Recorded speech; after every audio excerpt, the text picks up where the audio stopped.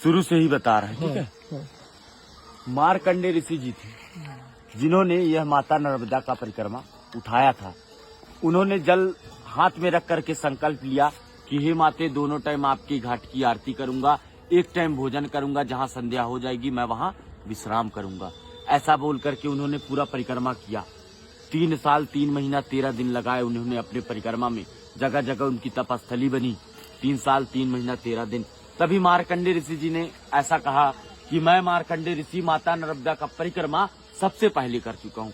जब उनको सबसे पहले करने का अहंकार हुआ तो मैया का नाम है नर्मदा। नर्मदे हर। नर का मतलब होता है एक मनुष्य, मत का मतलब उसका अहंकार, और हर का मतलब हरने वाली। नर के मद को हरने वाली। मार्कंडेय ऋषि जी का अहंकार टूटा। मार्कंडेय ऋषि जी खंडित हुए। जब उनको ये प्रतीत हुआ कि अब माता नर्मदा का परिक्रमा तो कोई नहीं कर पाएगा, इसके कारण उनको वो दूसरी बार कोशिश किए। जल लिया हाथ में और बोला, हे मैया, दोनों टाइम आपके घाट की आरती करूंगा, एक टाइम भोजन करूंगा, और जो मुझसे इतनी बड़ी भूल हुई, इतनी बड़ी गलती हुई, मेरा जो अहंकार था, उसके प्रायश्चित के लिए आपके दोनों तटों में हजारों नदी नालों का संगम है। मैं किसी भी नदी नालों को नहीं छोड़ूंगा। उन्होंने सभी का परिक्रमा किया, किसी नदी नालों को नहीं छोड़ा। 27 वर्ष लगे थे उनकी परिक्रमा में, 27 वर्ष। और मार्कंडेय ऋषि जी का यही कहना था कि जैसे ही हिमालय में जाते थे महिलाएं मोक्ष की प्राप्ति के लिए, ये नर्मदा परिक्रमा में ही एक मोक्ष है। 2 मिनट आ रहा हूँ बस। मोक्ष का मतलब होता है किसी जीव के जन्म और मरण के बंधन से छूट जाना। ये मोक्ष का अर्थ है, इसीलिए परिक्रमा करते हैं। बोलिए नर्मदे हर। एक मिनट सुनिएगा। ये मैया जो है अमरकंठ पे जन्म ली है, शिव के कंठ से उत्पन्न हुई थी। वो रेवा कुंड स्थान है। वहाँ से मैया गुप्त रोड यहाँ आती थी। कहाँ? माइकी बगीचा पे। पूरे 12 वर्ष तक बचपना बीता है यहाँ पर। उनकी 5 सखियां थी, जोहिला, गुलबकौली, मालिनी, मलनिया और कपिला। 5 सखियों के साथ बचपना बिताने के बाद मैया का शादी तय हुआ। सोन जी महाराज, दंत कथा के अनुसार से ब्रह्मा जी के मानस पुत्र हैं सोन, और नर्मदा मैया शिव जी की पुत्री। सोन और नर्मदा ये दोनों का लग्न तय हुआ था।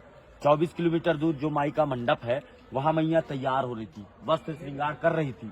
तभी मैया ने अपनी सखी जोहिला को कहा कि तुम बाहर देख कर आओ, बारात आया कि नहीं आया। तो जोहिला ने कहा, माती मेरे वस्त्र गंदे हैं, इस वस्त्र में मैं बाहर नहीं जाना चाहती। तभी मैया ने अपने वस्त्र श्रृंगार जोहिला को दे दिया था। जोहिला उस वस्त्र श्रृंगार को पहनकर बाहर चली गई। जितने भी बाराती वाले थे सभी देखे, इतने सुंदर रूप, यही दुल्हन की रूप में लग रही है। उसे मंडप पर बैठाल दिया गया। जोहिला भी जानबूझ करके बैठ गई, और जो है छल कपट करते हुए वो बैठी। सोन जी महाराज जाने अनजाने में बैठ गए। दोनों की शादी लग्न करा दिया गया। मैया तभी से कुंवारी कन्या के नाम से मानी गई। माता जी का शादी लग्न नहीं हो सका। मैया एक कन्या से जलधारा के रूप में परिणित होने का भी निर्णय ले ली। और जब वो जलधारा बनती है तो अमरकंठ पे माता जी का मस्तक है, नाभि कुंड पे, नेमावर पे नाभि कुंड है, और चरण समुद्र में है। इस नदी का परिक्रमा आप इसलिए एक ही नदी का परिक्रमा किया जाता है, नर्मदा नदी, जो कि गंगा, जमुना, सरस्वती, माँ ताप्ती सभी से सर्वश्रेष्ठ है। जैसे गंगा की स्नान मात्र से, जमुना के जल आचमन से, सरस्वती के जल छींटे से जो प्राप्ति मिलती है, माता जी को मात्र आंखों से देख लीजिए, दर्शन कर लीजिए, तो दर्शन से वो प्राप्ति मिल जाती है। बोलिए नर्मदे नर्मदे। आप यही रास्ता है ना कहते? नर्मदे हर बाबा, नर्मदे हर। बढ़िया, आपको अच्छा लगा? बहुत बहुत। बाबाजींनी आपल्याला ऐसा दीजिएगा कि हम देख लीजिए। नर्मदे नर्मदे हर। बाबाजींनी आपल्याला खूप छान माहिती दिली, जी आपल्याला माहित सुद्धा नव्हती।